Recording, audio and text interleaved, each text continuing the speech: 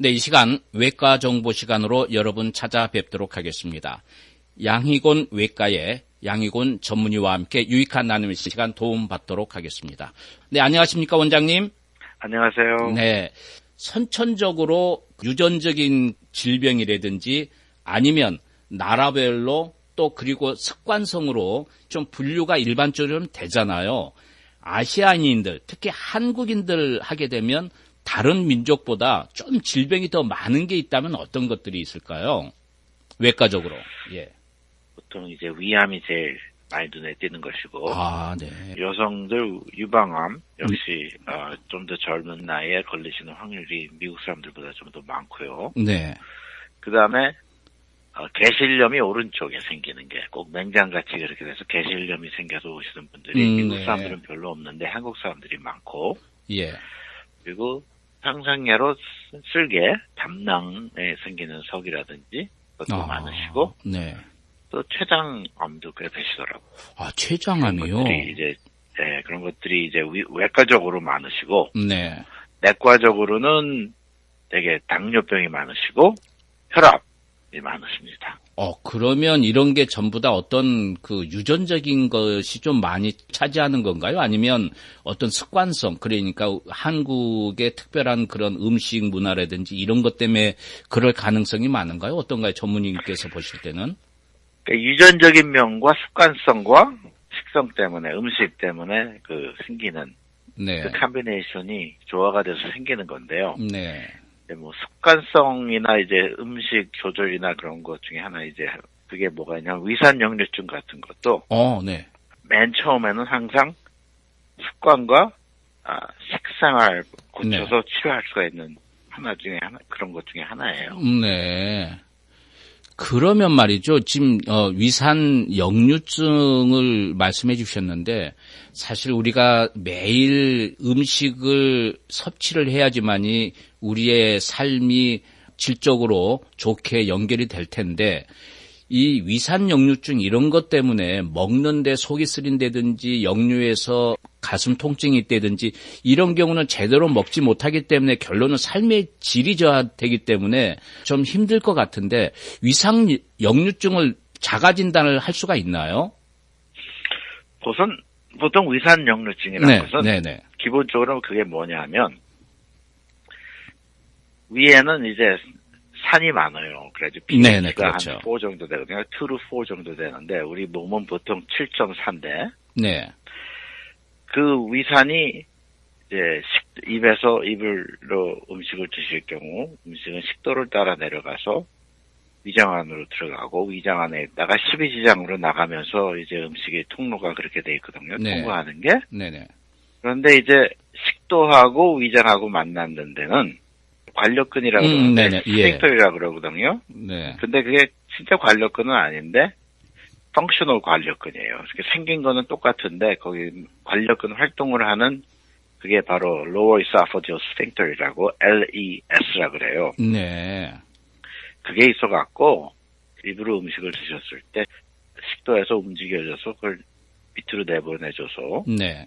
음식이 들어갈 때 관력근이 열리면서 위안으로 들어가고 위안으로 들어간 다음에 관력근이 다시 닫아요. 그렇죠. 역류를 못하게 산이. 네. 왜냐면은 위에 있는 산이 pH가 2 아니면 4라 그랬잖아요. 그게 위안에서만 그게 가능해요. 밖으로 나가면은 그 산이 다치게 해요. 그렇군요. 왜냐면 위에는 protective layer가 있기 때문에 네. 산이 있어도 괜찮은데 식도로 올라가거나 십이지장에 산이 곧바로 내려갈 경우에는 다칩니다. 네.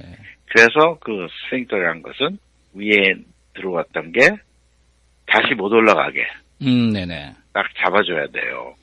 근데 이제 위산 역류증이라는 사람들은 것은 그 위에 있는 산이 식도로 다시 올라오면서 네네. 생기는 증상이 이제 위산 역류증에서 나오는 증상들인데 음식을 드신 다음에 네. 가슴이 아픈다거나 그러니까 burning이라 그러죠. heartburn이라 그래요. 영어로는. 심장이 가슴에 있으니까 거기에 burn하는 그런 느낌, 뜨거운 느낌.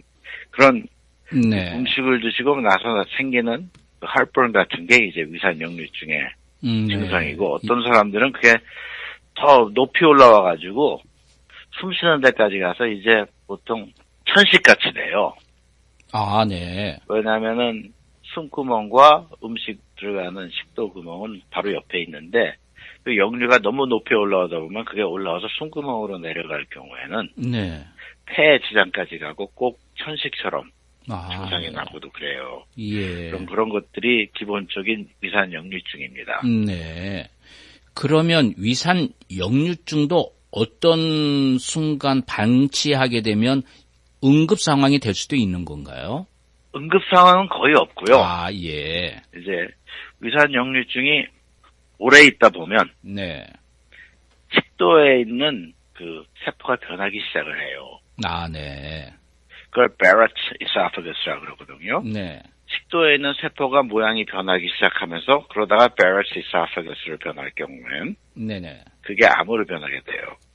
위산이 자꾸 계속 올라와서 계속 거기다 자극을 주다 보면 세포에 변화가 있다 보면 자꾸 거기에 염증이 생기고 거기에 리스폰드를 하다 보면은 그 세포가 잘못돼 갖고 뮤테이션이 돼서 암세포로 변하는 확률이 가만히 있는 데보다 많은 거죠. 이 위산 역류증을 방치를 하게 되면 최악의 경우는 암세포가 증식이 돼서 암이 유발될 수도 있다는 이야기가 되겠네요. 그렇죠. 식도암이 될 수 있죠. 식도암이 되는군요. 예. 그러면 일반적으로 이 위산 역류증에 대해서 내가 걸렸는지 아는 분도 있겠지만 또 모르는 분들도 계시고 특히 우리 한국 분들은 식사하고 나서 속이 거북하고 쓰리고 안 좋으면 그 한국에는 소화제라는 걸 많이 팔거든요. 그래서 그냥 소화제를 드시는 경우도 많은데 이 위산 역류증도 어떤 그 유전적인 요소가 있나요? 아니면 어떤 상황 때문에 습관 때문에 일어나는 건지 어떤지요? 기본적으로요. 네. 위산 역류증이 이제 있을 때는 네. 본인의 증상으로 많이 알아요. 네. 아무 증상 없이도 내시경하다 보면 보이기도 하거든요. 네네. 왜냐하면은 식도의 끝 부분이 좀 뻘게 있다거나 염증이 보이기 때문에 네. 그런 위산 역류증이 있는데 살짝 있기 때문에 뭐 증상이 없는 정도로 그럴 수도 있고 좀 심하게 있으신 분들은 금방 알아요. 가슴이 아프고 식사를 하시고 나면. 예. 그래서 이제 첫 단계로 맨 처음에는 위산 역류증을 치료하는 제일 첫 번째 단계는 네네. 뭐냐면은 약보다 식이요법과 음식 조절과 그 behavioral modification이라 가지고 본인들이 평소에 하는 네. 습관들을 고치는 건데 네. 이게 제가 말씀드렸다시피 위에 들어온 액체가 다시 식도로 올라가는 거라 그랬잖아요. 그렇죠. 네. 그래서 그거를 미니마이즈 하려면은 첫 번째는 그 음식 조절로 그 식도와 위장이 만나는 거기에 있는 관력근의 그 프레셔를 낮추게 하는 음식들이 있어요. 그 프레셔를 좀 낮아지게 하는 음식이. 그게 뭐냐면 기름진 음식, 카페인, 네. 알코올, 술하고 담배입니다. 좋아하신 분들은 이걸 끊는다는 게 참 쉽지가 않을 텐데 결론은 그게 문제죠. 그러니까 이제 좀 그런 게 있다 예. 그러면 술, 네. 담배와 기름진 음식을 네. 좀 삼가하시면 예. 그 증상들이 많이 좋아지고요. 네네.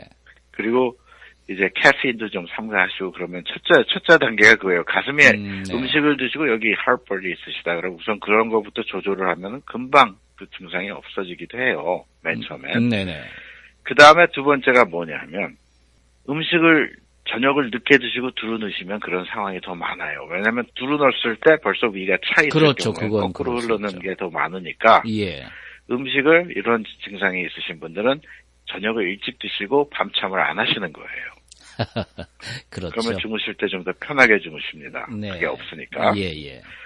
그리고 세 번째로는 음식을 드신 후에 배에 힘이 들어가는 것을 삼가하셔야 돼요. 그러니까 네. 음식을 드시고 나와서 신발을 신으실 때 구부려가지고 끈을 묶을 때 그게 예. 위산 역류가 할 수가 있으니까 그렇군요. 구부리지 마시고 발을 올리고 하시든지 예. 음식을 드신 다음에 몇 시간 동안 두루 놓으시는 것을 삼가하시면 네. 이 증상이 많이 좋아집니다.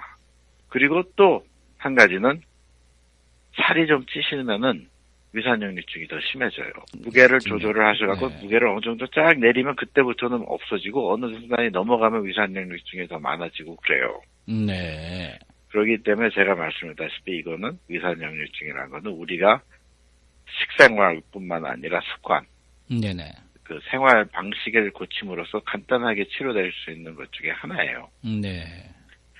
그 다음에 그게 안 될 때는 그 다음에는 N-acid, H2 블로커라고 있죠. 위산을 없애주는 약들을 드시기 시작하는데, 아, 네.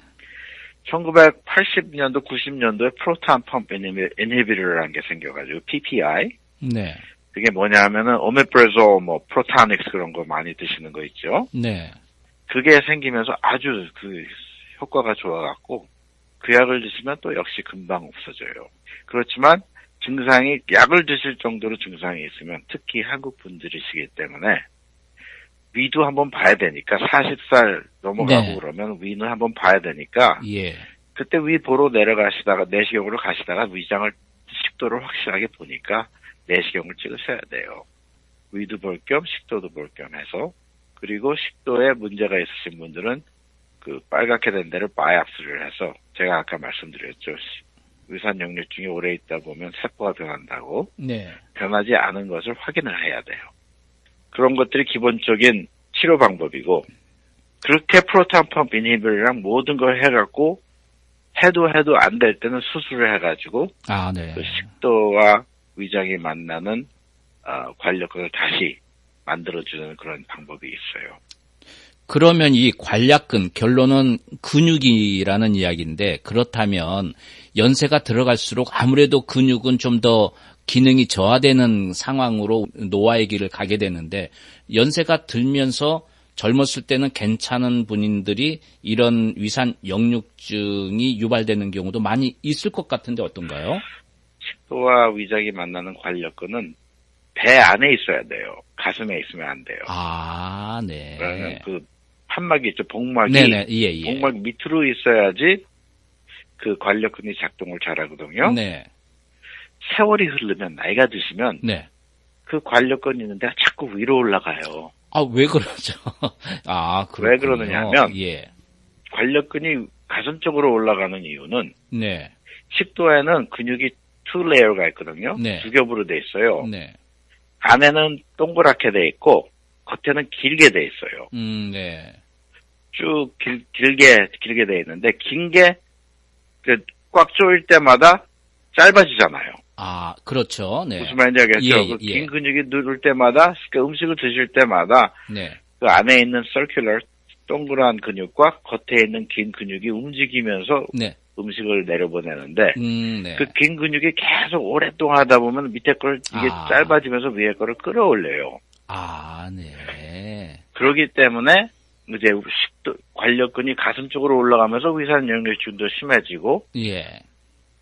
복막 탈장도 생기고 그렇게 그렇군요. 되는 복막 탈장이 생기면서 관력근의 역할이 점점 안 좋아지고 그렇게 되는 겁니다.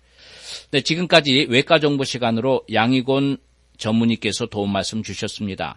양희곤 외과는 뉴저지 잉그루드 클립스에 위치해 있습니다. 464 허드슨 테라스 수인 넘버는 101 101번입니다.